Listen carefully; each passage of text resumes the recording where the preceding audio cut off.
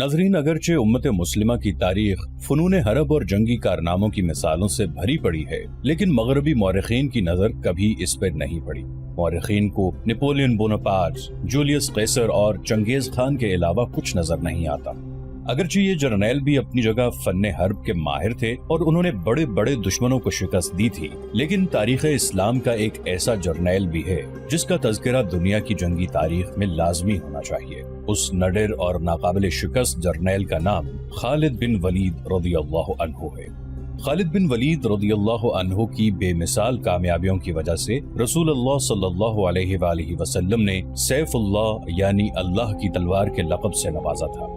आज हम आपके लिए हजरत खालिद बिन वलीद रज़ियल्लाहु अन्हु की बेमिसाल शजाअत और उनके कारनामों पर मुश्तमिल ये दास्तान लेकर आए हैं, जो बिलाशुबा शमशीरे बेनियाम थे। लेकिन नाजरीन, वीडियो में आगे बढ़ने से पहले आपसे दरखास्त है कि हमारे इस चैनल को सब्सक्राइब कर लें और वीडियो के नीचे मौजूद बेल आइकन को जरूर क्लिक कर लें ताकि हमारी नई आने वाली वीडियोस आपके पास बर वक्त पहुंच सकें। वो मुसाफिर अरब के सहरा में अकेला चला जा रहा था। 8 हिजरी के जमाने में अरब का वो इलाका जहां मक्का और मदीना वाक़े है, बड़ा ही खौफनाक सहरा हुआ करता था, जलता और इंसानों को झुलसाता हुआ रेतजार। एक तो सहरा की अपनी सौबतें थीं, दूसरा खतरा रहजनों का था। मुसाफिर काफिलों की सूरत सफर किया करते थे, लेकिन ये मुसाफिर अकेला चला जा रहा था। वो आला नस्ल के जंगी घोड़े पर सवार था। उसकी ज़िरा घोड़े की जीन के साथ बंधी हुई थी। उसकी कमर से तलवार लटक रही थी और उसके हाथ में बर्छी थी। उस जमाने में मर्दों के कद दराज, सीने चौड़े और जिस्म गठे हुए होते थे। ये अकेला मुसाफिर भी उन्हीं मर्दों में से था, लेकिन जिस अंदाज से वो घोड़े की पीठ पे बैठा था उससे पता चलता था कि वो शहसवार है और वो कोई मामूली आदमी नहीं। उसके चेहरे पे खौफ का हल्का सा भी तासुर नहीं था कि रहजन उसे लूट लेंगे, उससे इतनी अच्छी नस्ल का घोड़ा छीन लेंगे और उसे पैदल सफर करना पड़ेगा। लेकिन उसके चेहरे पे जो तासुर था वो कुदरती नहीं था। वो कुछ सोच रहा था, यादों से दिल बहला रहा था या कुछ यादों को जहन में दफन करने की कोशिश कर रहा था। आगे एक घाटी आ गई। घोड़ा चढ़ता चला गया। खासी बुलंदी पर जाकर जमीन हमवार हुई। सवार ने घोड़ा रोककर उसे घुमाया और रकाबों पर खड़े होकर पीछे देखा। उसे मक्का नजर न आया। मक्का उफक के नीचे चला गया था। अबू सुलेमान, उसे जैसे आवाज सुनाई दी हो, अब पीछे ना देखो, मक्का को जहन से उतार दो। तुम मर्दे मैदान हो, अपने आप को 2 हिस्सों में ना कटने दो। अपने फैसले पर कायम रहो, तुम्हारी मंजिल मदीना है। उसने मक्का की समत से निगाहें हटा ली, घोड़े का रुख मदीना की तरफ किया और बाग को हल्का सा झटका दिया। घोड़ा अपने सवार के इशारे समझता था। नपीतुली चाल चल पड़ा। सवार की उम्र 43 बरस, लेकिन वो अपनी उम्र से जवान लगता था। सुलेमान उसके बेटे का नाम था। उसके बाप का नाम अल वलीद था, लेकिन सवार ने खालिद बिन वलीद की बजाय अबू सुलेमान कहलाना ज्यादा पसंद किया। उसे मालूम न था कि तारीख उसे खालिद बिन वलीद के नाम से याद रखेगी और ये नाम इस्लाम की अस्करी रिवायात और जज्बे का दूसरा नाम बन जाएगा। मगर 43 बरस की उम्र में जब खालिद मदीना की तरफ जा रहा था, उस वक्त वो मुसलमान नहीं था। छोटी छोटी झड़पों के अलावा वो मुसलमानों के खिलाफ 2 बड़ी जंगें, जंगे ओहद और जंगे खंदक लड़ चुका था। जब रसूल करीम सल्लल्लाहु अलैहि वसल्लम पर 610 ईस्वी बरोज सोमवार पहली वही नाजिल हुई, उस वक्त खालिद की उम्र 24 साल थी। उस वक्त तक वो अपने कबीले बनु मखजूम की अस्करी कुव्वत का कायद बन चुका था। बनु मखजूम का शुमार कुरैश के चंद एक मुअज़्ज़ज़ खानदानों में होता था। कुरैश के अस्करी उमूर इसी खानदान के सुपुर्द थे। कुरैश खालिद के बाप अल वलीद के अहकाम और फैसले मानते थे। 24 बरस की उम्र में यह हैसियत खालिद को भी हासिल हो गई थी, मगर इस हैसियत को ठुकराकर खालिद अबू सुलेमान मदीने को जा रहा था। वो महसूस करता जैसे उसकी जात से कोई कुव्वत उसे पीछे को घसीट रही हो। जब वो इस कुव्वत के असर को महसूस करता तो उसकी गर्दन पीछे को मुड़ जाती, लेकिन उसकी अपनी जात से एक आवाज उठती, आगे देख खालिद, तू वलीद का बेटा तो है लेकिन वो मर गया है। अब तू सुलेमान का बाप है, वो जिंदा है। उसके जहन में 2 नाम अटक गए, मोहम्मद रसूलुल्लाह सल्लल्लाहु अलैहि वसल्लम जो एक नया दीन लेकर आए थे, और अल वलीद जो खालिद का बाप और आप सल्लल्लाहु अलैहि वसल्लम के नए दीन का बहुत बड़ा दुश्मन था। बाप ये दुश्मनी वर्षे के तौर पर खालिद के हवाले करके दुनिया से उठ गया था। خالد کے گھوڑے نے پانی کی مشک پر اپنے آپ ہی رخ بدل لیا تھا۔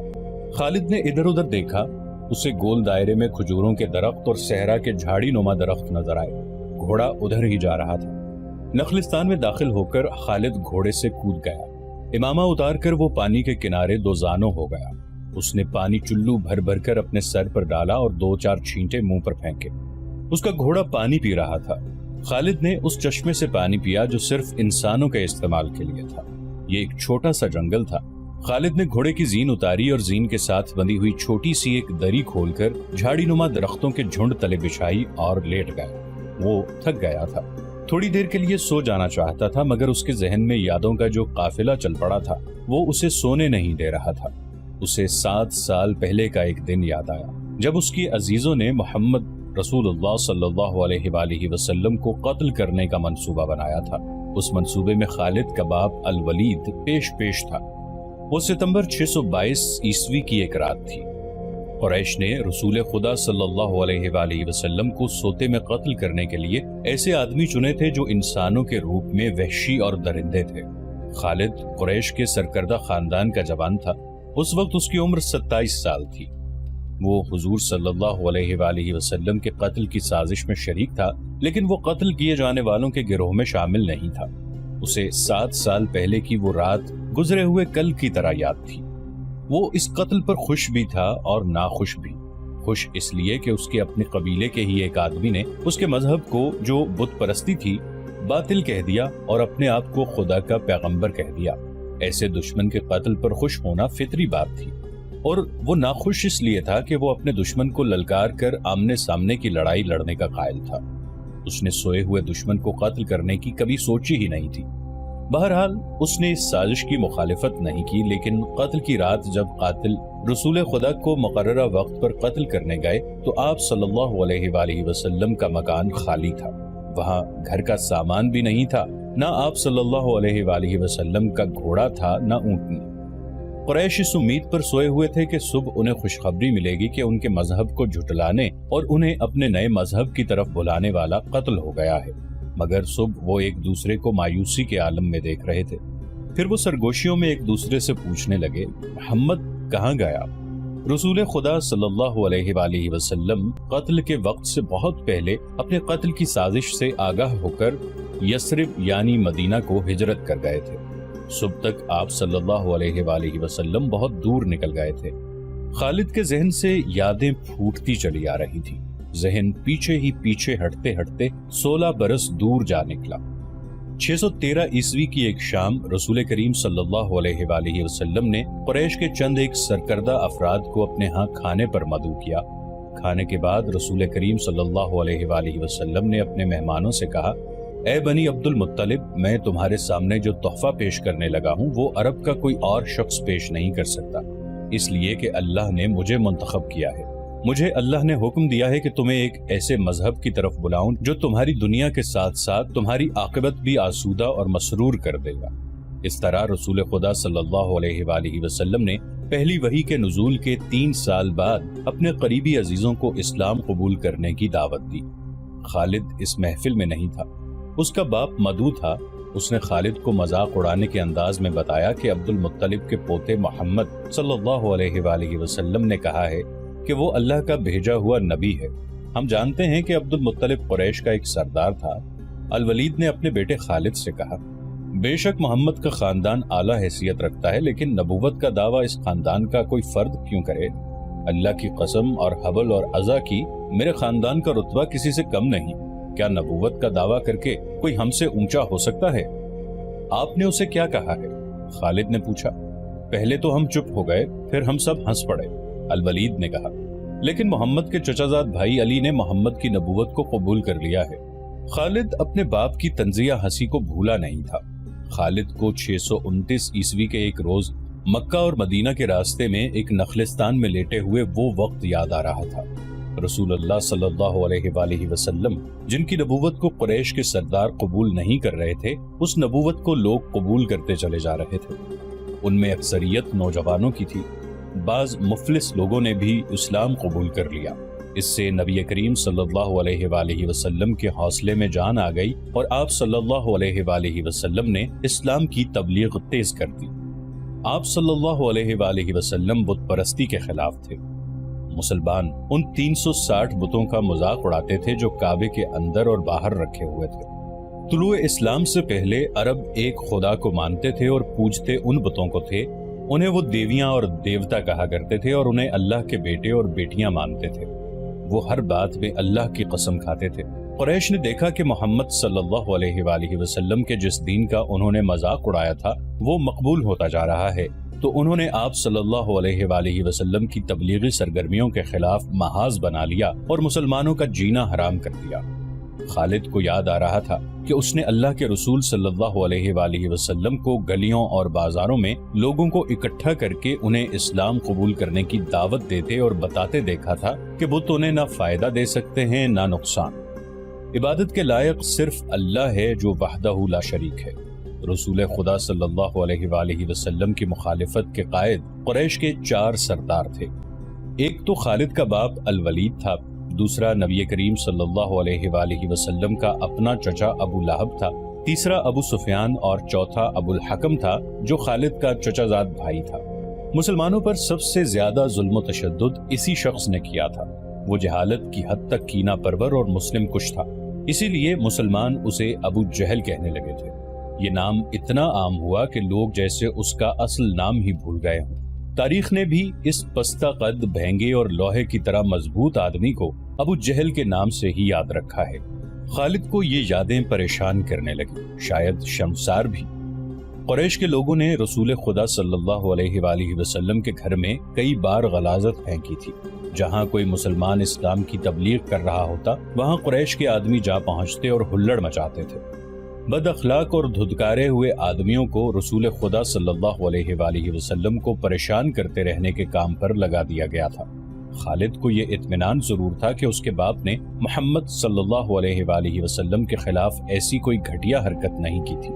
وہ 2 مرتبہ قریش کے 3-4 سرداروں کو ساتھ لے کر رسول خدا صلی اللہ علیہ وآلہ وسلم کے چچا ابو طالب کے پاس یہ کہنے گیا تھا کہ وہ اپنے بھتیجے رسول خدا صلی اللہ علیہ وآلہ وسلم کو بتوں کی توہین اور نبوت کے دعوے سے روکے، ورنہ وہ کسی کے ہاتھوں قتل ہو جائے گا۔ ابو طالب نے ان لوگوں کو دونوں مرتبہ ٹال دیا تھا۔ خالد کو اپنے باپ کی بہت بڑی قربانی یاد آئی۔ عمارہ خالد کا بھائی تھا۔ وہ خاص طور پر خوبصورت نوجوان تھا۔ وہ ذہین تھا اور اس میں بانک پن تھا۔ خالد کے باپ الولید نے اپنے اتنے خوبصورت بیٹے عمارہ کو قریش کے 2 سرداروں کے حوالے کیا اور انہیں کہا کہ اسے محمد کے چچا ابو طالب کے پاس لے جاؤ اور اس سے کہو کہ میرا بیٹا رکھ لو اور اس کے بدلے محمد صلی اللہ علیہ وآلہ وسلم ہمیں دے دو۔ خالد اپنے باپ کے اس فیصلے پر کانپ اٹھا تھا، اور جب اس کا بھائی عمارہ دونوں سرداروں کے ساتھ چلا گیا تھا تو خالد تنہائی میں جا کر رویا تھا۔ ابو طالب، سرداروں نے عمارہ کو رسول کریم صلی اللہ علیہ وآلہ وسلم کے چچا کے آگے کر کے کہا، اسے تم جانتے ہو، یہ عمارہ بن الولید ہے۔ تم یہ بھی جانتے ہوگے کہ بنو ہاشم نے، جس کے تم سردار ہو، ابھی تک اس جیسا سجیلا اور عقل مند جوان پیدا نہیں کیا۔ یہ ہم ہمیشہ کے لیے تمہارے حوالے کرنے آئے ہیں۔ اسے اپنا بیٹا بنا کر رکھو گے تو یہ تمام عمر فرما بردار رہے گا، اور اگر اسے اپنا غلام بناؤ گے تو قسم ہے اللہ کی تم پر اپنی جان بھی قربان کر دے گا۔ مگر تم اسے میرے حوالے کیوں کر رہے ہو؟ ابو طالب نے پوچھا۔ کیا بنو مخزوم کی ماؤں نے اپنے بیٹوں کو نیلام کرنا شروع کر دیا ہے؟ کہو اس کی کتنی قیمت چاہتے ہو؟ اس کے عوض ہمیں اپنا بھتیجا محمد صلی اللہ علیہ وآلہ وسلم دے دو۔ قریش کے ایک سردار نے کہا، تمہارا یہ بھتیجا تمہاری رسوائی کا باعث بن گیا ہے۔ اس نے تمہارے آباء و اجداد کے مذہب کو رد کر کے نیا مذہب بنا لیا ہے۔ کیا تم دیکھ نہیں رہے کہ اس نے قبیلے میں آدمی کو آدمی کا دشمن بنا دیا ہے؟ تم میرے بھتیجے کو لے جا کر کیا کرو گے؟ قتل۔ قریش کے دوسرے سردار نے جواب دیا، ہم محمد صلی اللہ علیہ وآلہ وسلم کو قتل کریں گے۔ یہ بے انصافی نہیں ہوگی۔ تم دیکھ رہے ہو کہ ہم تمہارے بھتیجے کے بدلے تمہیں اپنا بیٹا دے رہے ہیں۔ یہ بہت بڑی بے انصافی ہوگی۔ ابو طالب نے کہا، تم میرے بھتیجے کو قتل کرو گے اور میں تمہارے بیٹے کو پالوں گا اور اس پر خرچ کروں گا اور اسے بہت اچھی زندگی دوں گا۔ تم میرے پاس کیسا انصاف لے کر آئے ہو؟ میں تمہیں عزت سے رخصت کرتا ہوں۔ خالد نے جب اپنے بھائی کو اپنے سرداروں کے ساتھ واپس آتے دیکھا اور سرداروں سے سنا کہ ابو طالب نے یہ سودا قبول نہیں کیا تو خالد کو دلی مسرت ہوئی تھی۔ محمد صلی اللہ علیہ وآلہ وسلم کا تم نے کیا بگاڑ لیا تھا ابو سلیمان؟ خالد کی ذات سے ایک سوال اٹھا۔ اس نے خیالوں ہی خیالوں میں سر ہلایا اور دل ہی دل میں کہا، کچھ نہیں، بے شک محمد صلی اللہ علیہ وآلہ وسلم کا جسم طاقتور ہے، لیکن رکانہ بن عبد یزید جیسے پہلوان کو اٹھا کر پٹخنے کے لیے صرف جسمانی طاقت کافی نہیں۔ رکانہ بن عبد یزید رسول کریم صلی اللہ علیہ وآلہ وسلم کا چچا تھا جس نے اسلام قبول نہیں کیا تھا۔ یہ عرب کا مانا ہوا پہلوان تھا۔ نامی گرامی پہلوان آئے جنہیں اس نے ایک ہی داؤ میں پٹخ کر اٹھنے کے قابل نہ چھوڑا۔ وہ وحشی انسان تھا، صرف لڑنا مارنا جانتا تھا۔ خالد کو وہ وقت یاد آنے لگا جب مسلمانوں کو دکھ کرنے والے 3-4 آدمیوں نے ایک دن رکانہ پہلوان کو خوب کھلایا پلایا اور اس سے کہا کہ تمہارا بھتیجا محمد صلی اللہ علیہ وآلہ وسلم کسی کے ہاتھ نہیں آتا، نہ اپنی تبلیغ سے باز آتا ہے، نہ کسی سے ڈرتا ہے، اور لوگ اس کی باتوں کے جادو میں آتے چلے جا رہے ہیں۔ کیا تم اسے سیدھا نہیں کر سکتے؟ کیا تم میرے ہاتھوں اس کی ہڈیاں توڑوانا چاہتے ہو؟ رکانہ نے اپنے چہرے پر مست بحثے کا تاثر پیدا کر کے تکبر کے لہجے میں کہا تھا، لاؤ اسے میرے مقابلے پہ، لیکن وہ میرا نام سن کر مکہ سے بھاگ جائے گا۔ نہیں، میں اس کے ساتھ لڑنا اپنی توہین سمجھتا ہوں۔ اس نے اکسانے والے آدمیوں کی بات نہ مانی۔ وہ کسی پہلوان کو اپنے برابر سمجھتا ہی نہیں تھا۔ مسلمانوں کے دشمن خاموش ہو گئے، لیکن سوچتے رہے کہ رسول خدا صلی اللہ علیہ وآلہ وسلم کو رکانہ کے ہاتھوں گرا کر آپ صلی اللہ علیہ وآلہ وسلم کا تماشا بنایا جائے۔ مکہ کے یہودی خاص طور پر رسول کریم صلی اللہ علیہ وآلہ وسلم کے دشمن تھے، لیکن وہ کھل کر میدان میں نہیں آتے تھے۔ وہ خوش تھے کہ اہل قریش آپس میں بٹ کر ایک دوسرے کے دشمن ہو گئے ہیں۔ انہیں پتہ چل گیا کہ قریش کے کچھ آدمیوں نے رکانہ پہلوان کو اکسایا ہے کہ وہ رسول خدا صلی اللہ علیہ وآلہ وسلم کو کشتی کے لیے للکارے، لیکن وہ نہیں مان رہا تھا۔ ایک روز رکانہ رات کے وقت ایک گلی سے گزر رہا تھا کہ اس کے قریب سے ایک بڑی حسین اور جوان لڑکی گزری۔ چاندنی رات میں لڑکی نے رکانہ کو پہچان لیا اور مسکرائی۔ رکانہ وحشی تھا، وہ رک گیا اور لڑکی کا راستہ روک لیا۔ کیا تم جانتی ہو کہ عورت مرد کی طرف دیکھ کر مسکراتی ہے تو اس کا مطلب کیا ہوتا ہے؟ رکانہ پہلوان نے پوچھا۔ کون ہو تم؟ اس کا مطلب یہ ہوتا ہے کہ عورت اس مرد کو چاہتی ہے، اس جوان لڑکی نے جواب دیا۔ میں سبت بنت ارمن ہوں۔ او، ارمن یہودی کی بیٹی؟ رکانہ نے کہا اور لڑکی کے کندھوں پر ہاتھ رکھ کر اسے اپنے قریب کر کے بولا، کیا میرا جسم تجھے اتنا اچھا لگتا ہے اور کیا میری طاقت؟ تمہاری طاقت نے مجھے مایوس کر دیا ہے۔ سبت نے پیچھے ہٹتے ہوئے کہا، تم اپنے بھتیجے محمد سے ڈرتے ہو؟ کون کہتا ہے؟ رکانہ نے گرج کر پوچھا۔ سب کہتے ہیں، سبت نے کہا۔ پہلے محمد کو گراؤ، میں اپنا جسم تمہیں انعام میں دوں گی۔ اللہ کے بیٹوں اور بیٹیوں کی قسم، تیری بات پوری کر کے تیرے سامنے آؤں گا۔ رکانہ نے کہا، لیکن تو نے غلط سنا ہے کہ میں محمد سے ڈرتا ہوں۔ بات یہ ہے کہ میں اپنے سے کمزور کے ساتھ لڑنا اپنی توہین سمجھتا ہوں، لیکن تیری بات پوری کروں گا۔ مشہور مورخ ابن حشام نے لکھا ہے کہ رسول کریم صلی اللہ علیہ وآلہ وسلم نے خود رکانہ پہلوان کو کشتی کے لیے للکارا تھا، لیکن دوسرے مورخ ابن الاسیر نے جو شہادت پیش کی ہے وہ صحیح ہے کہ رکانہ نے محمد صلی اللہ علیہ وآلہ وسلم کو کشتی کے لیے للکارا اور اس نے کہا، میرے بھائی کے بیٹے، تم بڑے دل اور بڑی جرت والے آدمی ہو۔ میں یہ بھی جانتا ہوں کہ تم جھوٹ بولنے سے نفرت کرتے ہو، لیکن مرد کی جرت اور صداقت کا پتہ اکھاڑے میں چلتا ہے۔ آؤ میرے مقابلے میں اکھاڑے میں اترو۔ اگر مجھے گرا لو تو میں تمہیں اللہ کا بھیجا ہوا نبی مان لوں گا، اللہ کی قسم تمہارا مذہب قبول کر لوں گا، لیکن یہ ایک بھتیجے اور چچا کی کشتی نہیں ہوگی۔ رسول خدا صلی اللہ علیہ وآلہ وسلم نے رکانہ کی للکار کے جواب میں کہا، ایک بت پرست اور سچے دین کے ایک پیغمبر کی لڑائی ہوگی۔ تو ہار گیا تو اپنا وعدہ نہ بھول جانا۔ مکہ میں یہ خبر صحرا کی آندھی کی طرح پھیل گئی کہ رکانہ پہلوان اور محمد صلی اللہ علیہ وآلہ وسلم کی کشتی ہوگی، اور جو ہار جائے گا وہ جیتنے والے کا مذہب قبول کر لے گا۔ قریش کا بچہ مرد و زن اور یہودی ہجوم کر کے آ گئے۔ مسلمانوں کی تعداد بہت تھوڑی تھی، وہ تلواروں اور برچھیوں سے مسلح ہو کر آئے، کیونکہ انہیں خطرہ محسوس ہو رہا تھا کہ قریش کشتی کو بہانہ بنا کر رسول خدا صلی اللہ علیہ وآلہ وسلم کو قتل کر دیں گے۔ عرب کا سب سے زیادہ طاقتور اور وحشی پہلوان رکانہ بن عبد یزید رسول کریم صلی اللہ علیہ وآلہ وسلم کے مقابلے پہ اترا۔ اس نے رسول خدا صلی اللہ علیہ وآلہ وسلم پر تنزیہ نظر ڈالی اور آپ صلی اللہ علیہ وآلہ وسلم پر پھپتی کسی۔ آپ صلی اللہ علیہ وآلہ وسلم مکمل خاموشی اور اطمینان سے رکانہ کی آنکھوں میں آنکھیں ڈال کر دیکھتے رہے کہ وہ بے خبری میں کوئی داؤ نہ کھیل جائے۔ رکانہ آپ صلی اللہ علیہ وآلہ وسلم کے ارد گرد یوں گھوما جیسے شیر اپنے شکار کے ارد گرد گھوم گیا ہو اور اب اسے کھا جائے گا۔